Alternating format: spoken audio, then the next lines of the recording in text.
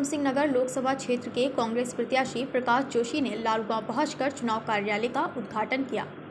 इस दौरान प्रकाश जोशी ने कांग्रेस कार्यकर्ताओं के साथ मुख्य बाजार में व्यापारियों से जनसंपर्क करते हुए अपने पक्ष में मतदान किए जाने की अपील की। साथ ही उन्होंने भाजपा पर निशाना साधते हुए कहा कि पूरे 5 वर्षों से कार्यकाल में भाजपा प्रत्याशी अजय भट्ट ने बिंदुखत्ता को राजस्व गांव बनाए जाने को कोई भी पहल नहीं की, जबकि वो केंद्र में राज्य मंत्री भी रहे। लालगांव में बस अड्डा नहीं है। शहीद मोहन नाथ गोस्वामी मिनी स्टेडियम का आज तक काम शुरू नहीं किया गया।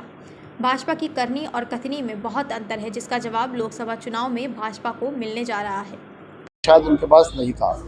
उनके रक्षा राज्य मंत्री रहते हुए अग्निवीर जैसी योजना लागू हुई देश में, जिसने उन नौजवानों का, खासतौर पर उत्तराखंड सैनिक बालू प्रदेश है, तो ऐसे युवाओं के सपनों पर कुठाराघात किया जो फौज में जाकर देश की सेवा करना चाहते थे।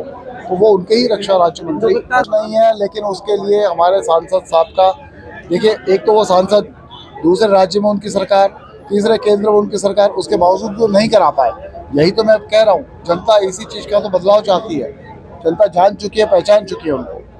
देखिए, जो पहली प्राथमिकता, देखिए, कभी भी एक प्राथमिकता पहले नहीं हो सकती, क्योंकि इतना पूरा सिस्टम बिगाड़ चुके हैं वर्तमान सांसद और भारतीय जनता पार्टी का 7 साल का जो शासन था, उसने पूरे सिस्टम को पूरा अस्त व्यस्त कर दिया है। तो मैं मानता हूँ किसी एक प्राथमिकता की बात करने के बजाय हम पैरेलली अलग अलग योजनाओं पे काम कर सकते हैं। हम शिक्षा पे बहुत बड़ा काम करने की ज़रूरत है। इस पूरी लोकसभा में लगभग 4 लाख ऐसे नौजवान हमारे युवा साथी हैं जिनकी आयु वर्ग 18 से 24 वर्ष के बीच में है, जो एक विद्यार्थी का आयु वर्ग होता है।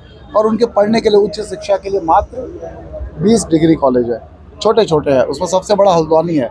आप कल्पना कीजिए, आपके माध्यम से मैं जनता के बीच ये बात ले जाना चाहता हूँ। नहीं, 1 मिनट, ये मुद्दा खत्म करने दीजिए, ये बड़ा इंपॉर्टेंट है।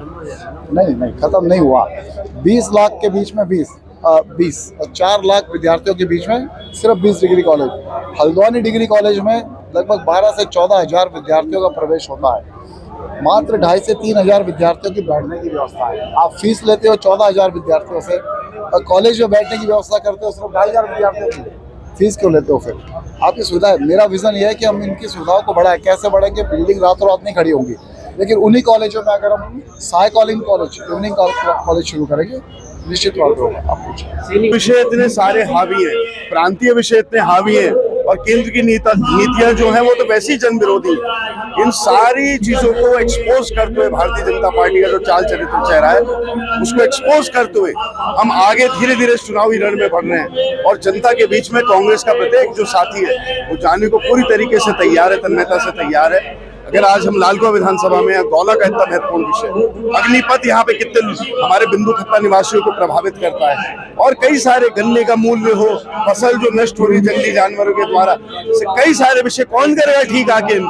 भारतीय जनता पार्टी तो प्रधानमंत्री जी का नाम ले लेती है। क्या केंद्रीय जो नेतृत्व है इनकी कोई जिम्मेदारी नहीं है? चुनाव में उनका नाम ले लेती है और 5 साल थार्ड वार्ड में वो बन के यहाँ घूमते हैं।